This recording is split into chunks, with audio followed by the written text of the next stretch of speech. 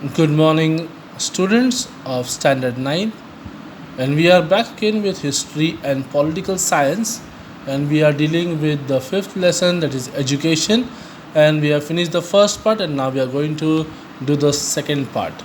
Okay, in the second part, we begin with National Policy of Education 1986. According to this policy, certain changes of a fundamental nature were brought about in primary, secondary, and higher secondary education in keeping with the changing needs of society. Under this policy, a common core curriculum was framed for all states. The expectation is that by this means, all students in India will get equal educational opportunity. There is a scope in the national curriculum for individual states to bring in flexibility in accordance with their cultural, geographical, and historical needs. Now, the national policy on education was that everyone will get equal educational opportunity, all the students, by this means. And then every state had to be, they could be flexible in accordance with their cultural, geographical, and historical needs. They were given freedom to make changes in the education and curriculum, and so that the culture, geographical, and historical needs are maintained. That the primary education curriculum 1988 was prepared on the basis of the plan of action designed at the national level for the effective implementation of the national policy on education 1986. Now, use of satellite. How is the use of satellite done for education? Now today we are having classes on the TV. It is only because of the satellites. In 1975, India met with success in its attempt to use a satellite for the purpose of education. Eknath Chitnis, a scientist with ISRO, played an important role in it. EduSat satellite, okay, SITE, that is Satellite Instructional Television Experiment, was undertaken for educational purposes under the leadership of the Space Application Center at Ahmedabad. The concept of satellite education came out of this experiment. America had helped India in this program. The program helped to make provisions for a good standard of education in rural areas. Indira Gandhi National Open University, that is IGNOU, National Open University. This Open University was established with the objective that the stream of education should make its way into every average household of the country. Means every student also should be able to study and complete his graduation. The United Nations had declared 1970 as the International Education Year.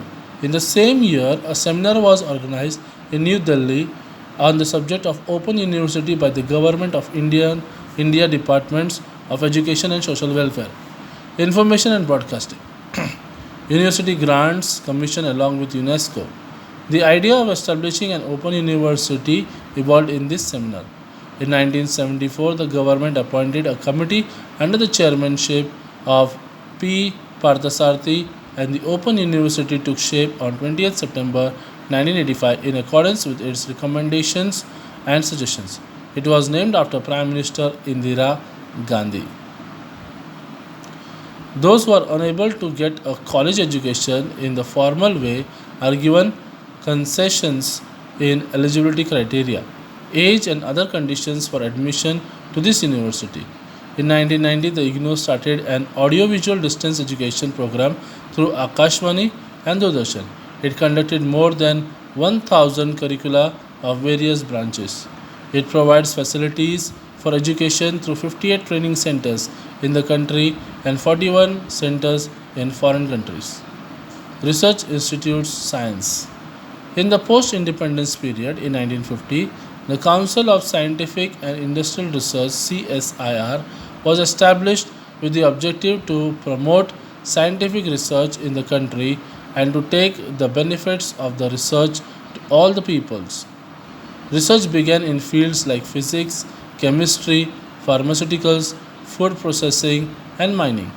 In order that industry benefits from this research, contracts were signed with industrial institutes that helped to reduce our imports and save foreign currency.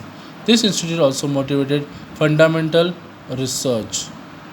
The laboratories of the council also played an important part in bringing back to the country students who had gone abroad for higher education.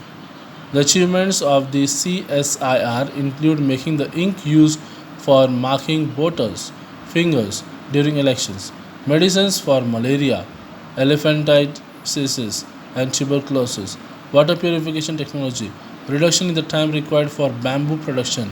It also used DNA fingerprinting for the first time in India, conducted a genetic study of the Adivasis of the Andamans and proved that those tribes are 60,000 years old and developed the earthquake early warning system. It has also played an important role in the use of neem as a pesticide, use of turmeric for healing wounds, and in the case of the patents for varieties of rice, the CSIR has prepared a digital encyclopedia of Indian traditional knowledge and made it available in 8 international languages. Mathematics. The National Institute for Research in the Mathematical and Physical Sciences in Tamil Nadu was established in 1962. It encouraged the highest level of research in mathematics. Computers. In 1969, we made the first indigenous computer named the Isiju computer, as this was achieved by the Indian Statistical Institute and Jadavpur University working together. In 1974, Tata Consultancy Services (TCS) obtained an American contract in the area of software production, and that was the beginning of the software industry in India. Computers also helped to step up the speed of scientific research. In 1987, America refused to allow India to get a supercomputer. The Rajiv Gandhi government decided to develop a supercomputer indigenously. In 1988, the central government established the Center for Development for Advanced Computing CDAC in Pune, and in 1991, the center under the leadership of Dr. Vijay Bhatkar developed the Param 8000 supercomputer. Baba Atomic Research Center BARC. This institute has conducted valuable research in the fields of nuclear physics, solid state physics, spectroscopy, chemical and life sciences. It also started a school to train scientists for setting up nuclear reactors. Next comes engineering. Indian Institute of Technology, that is IIT. India's first IIT was set up at Kharagpur in West Bengal in 1951. The objective of this institute was that higher and advanced education in all branches of engineering should be available in India and meet the country's needs. The engineering colleges at Powai, Chennai, Kanpur, and New Delhi were converted into IITs. The Soviet Union, America, Germany, and the UNESCO all extended help to set up these institutes. The IITs in India were given the status of deemed universities, and B Tech and M Tech courses were started there. Admissions through entrance exams, nominal fees, and reservations for students are the special features of the IIT institution. In the decade from 1970 to 1980, a large number of IIT students began to leave for foreign countries, causing the brain drain crisis. Brain drain means people those are staying here, those who are clever, they go abroad and give the render the services over there. That is called brain drain. However, this situation changed after 1990. IITs were also established at Guwahati, Assam in 1994 and in Roorkee in 2001. Indian Institute of Management, okay, IIM. Now IIT is a Indian Institute of Technology. Now this is IIM, Indian Institute of Management. No? As high quality engineers were graduating from the IITs, the center and the Gujarat government started the II of Management, Indian Institute of Management, to mold skilled managers. Harvard Business School in America helped to set up IIM Ahmedabad. Other IIMs have been set up at Kolkata, Bengaluru, Lucknow, Kozhikode, Indore, and Shillong. National Institute of Design.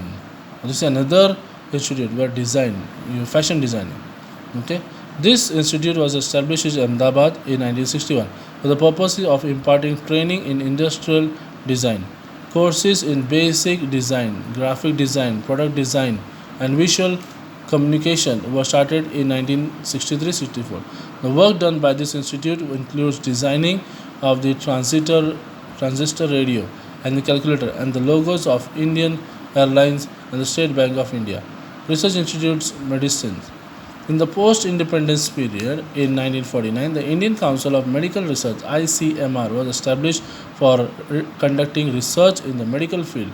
It was given the responsibility of cooperating the universities, medical colleges, governments, and non-government research institutes and giving them guidance and finance support for research activities.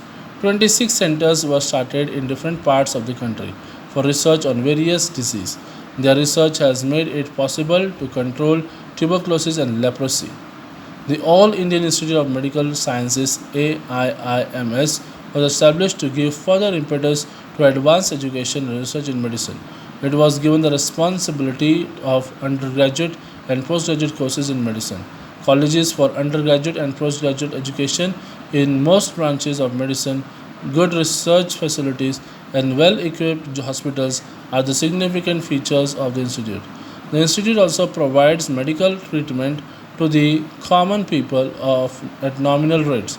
It has established special colleges for training in nursing and super specialty centers for treatment of disorders of the heart, brain, and eyes. For further development of the medical field, the Medical Council of India was restructured in 1958 and was entrusted with the task of determining criteria for quality of medical education, its supervision and inspection.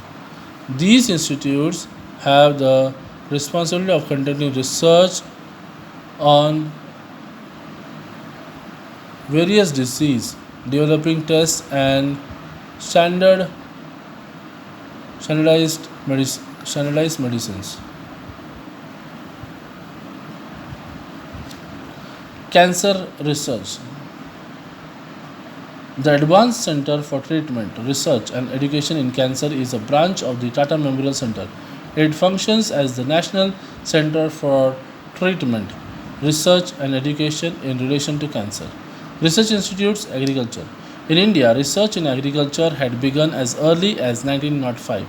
The Indian Agricultural Research Institute was given the status of a university in 1958, and work began in departments such as development of the agricultural sector, research, well-equipped laboratories, soil science, agricultural science, economic botany, and other departments. Research also began on wheat, pulses, oilseeds, vegetables, and many other problems. Its most significant achievement is the fundamental research it has conducted on the methods of taking multiple crops in a year, which has been a great benefit to farmers. This institute maintains a library at its head office in Delhi, which is the biggest agriculture related library in the country. In the next chapter, we shall study laws related to women's contributions, and the role of the government with respect to other weaker sections of society. Thank you.